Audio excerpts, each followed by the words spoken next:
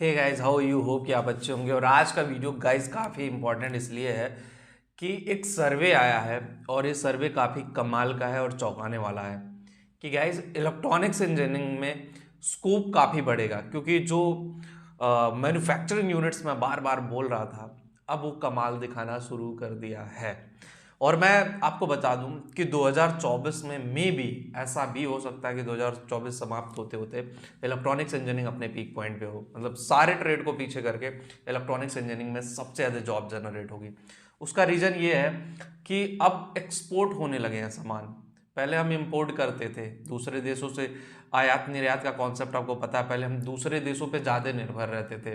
जैसे कोई भी सामान हो गया, मैक्सिमम चीज़ जो होती थी चाइना से आती थी। चाइनीज सामान आते थे, इंडिया में बहुत सस्ते बिकते थे, तो चाइनीज सामान लोग लाते थे, बेचते थे। अब धीरे धीरे मेक इन इंडिया का कॉन्सेप्ट चल रहा है। तो जब अपना देश कोई चीज़ मैन्युफैक्चरिंग करता है, जब देश कोई चीज़ बनाता है और दूसरे देशों को सप्लाई करता है, तो ऐसे में मैन पावर की डिमांड हमेशा रहती है। और जब कोई प्रोडक्ट विदेशों में ज़्यादा डिमांड नहीं होता और अपने देश में मैन्युफैक्चरिंग होता है, तो उस सिनेरियो में उस चीज़ की बहुत ज़्यादा डिमांड होती है। तो ऐसे में हम कह सकते हैं कि जो इलेक्ट्रॉनिक्स इंजीनियरिंग है 2027 तक ही कह लीजिए, 2027 तक सबसे ज़्यादा जॉब जनरेट करेगा। इलेक्ट्रॉनिक्स का फील्ड काफ़ी तगड़ा हो रहा है। और जो सर्वे था मैं खुद ही देख करके बहुत चौंक गया कि इलेक्ट्रॉनिक्स इंडस्ट्री में जो आयात निर्यात हो रहा, भारत जो सामान भेज रहा है दूसरे देशों को, बहुत ज़्यादा भेज रहा है। तो देखो, सेमीकंडक्टर मैन्युफैक्चरिंग एक बड़ा पार्ट था। सेमीकंडक्टर मैन्युफैक्चरिंग इंडिया में नहीं होती थी, प्लांट नहीं थी इंडिया में, मैन्युफैक्चरिंग यूनिट्स नहीं थी। पहले जितनी भी कंपनियां होती थी वो विदेशों से अपना प्रोडक्ट मैन्युफैक्चरिंग कराती थी। अब इंडिया ने दबाव डाला कि भाई मैन्युफैक्चरिंग मेक इन इंडिया का प्रोडक्ट होगा तभी मैं बेचने दूंगा। आप अपना हम आप बेचो, आप बिजनेस करो, हमें कोई दिक्कत नहीं, बट यहाँ इंडिया में प्लांट लगाओ। इंडिया में प्लांट लगाओगे, हमारे देश के लोगों को रोजगार दो, अपने देश से कुछ लोगों को बुलाना बुलाओ और प्रोडक्ट यही मैन्युफैक्चरिंग कराओ और यहाँ से ले जा करके दूसरे देशों में बेचो।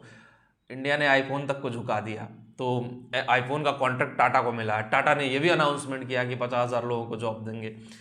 तो ऐसे में देखना बड़ा दिलचस्प होगा गाइस कि जो इलेक्ट्रॉनिक्स इंडस्ट्री है वो काफ़ी कमाल की इंडस्ट्री है। इलेक्ट्रॉनिक्स इंडस्ट्री कभी एक टाइम था बहुत पीक पे चली गई थी इलेक्ट्रॉनिक्स इंडस्ट्री, जब चाइनीज स्मार्टफोन आए, जब स्मार्टफोन का ज़माना चला, जब छोटे स्मार्टफोन से बड़े स्मार्टफोन पे शिफ्ट हुए, तो ये लेके जाने वाला चाइनीज फ़ोन ही था। जैसे जब हम इंटरनेट की दुनिया में 2G और 3G यूज करते थे, फिर 4G 5G जब आया तो बहुत ज़्यादा बदलाव हुआ। यूट्यूब आ गया, चीज़ें इंटरनेट आ गई, डिजिटलाइजेशन हो गया, बहुत सारे बदलाव हुए।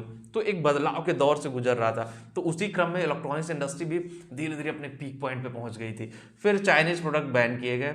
चाइनीज़ प्रोडक्ट बैन करने से तो ऑब्वियसली बहुत सारी चीज़ों पे इम्पैक्ट पड़ा गाइस। लेकिन अब धीरे धीरे जो इंडिया में देखो, कोई भी चीज़ जब बंद की जाती है फिर उसका डाउनफॉल बहुत तेज आता है। डाउनफॉल होने के बाद जब उस पर काम किया जाता है फिर वो रिकवरी होती है। फिर जब रिकवरी होना स्टार्ट होता है तो ऑब्वियसली वो फील्ड वो सेक्टर काफ़ी अच्छा ग्रो करता है। तो ऐसे में मैन्युफैक्चरिंग यूनिट्स बढ़ रही हैं, मैन्युफैक्चरिंग कंपनियां बढ़ रही हैं। इलेक्ट्रॉनिक्स इंजीनियरिंग जो लोग किए हैं उनके लिए ग्रेट अपॉर्चुनिटी है। और गाइस मैं आपको बता दूं, अगर आप इंजीनियरिंग में इलेक्ट्रॉनिक्स इंजीनियरिंग पे ज़्यादा फोकस करते हो और जो लोग कर रहे हो, घबराने की कोई ज़रूरत नहीं, आपका भी अपना टाइम आएगा। तो उसी तरह से इलेक्ट्रॉनिक्स इंजीनियरिंग का भी टाइम आ गया है। अब ये समझ लो कि नॉक नॉक हो गया है बड़ी बड़ी मैन्युफैक्चरिंग यूनिट्स में। बीटेक, पॉलिटेक्निक, ITI, इलेक्ट्रॉनिक्स से रिलेटेड आप कुछ ने कोर्स किया हो, कुछ भी कोर्स किया हो, कुछ भी जानते हो, आपके लिए जॉब है। तो एक ग्रेट अपॉर्चुनिटी है, इसका फ़ायदा उठाइए और सही से फ़ायदा उठाइए।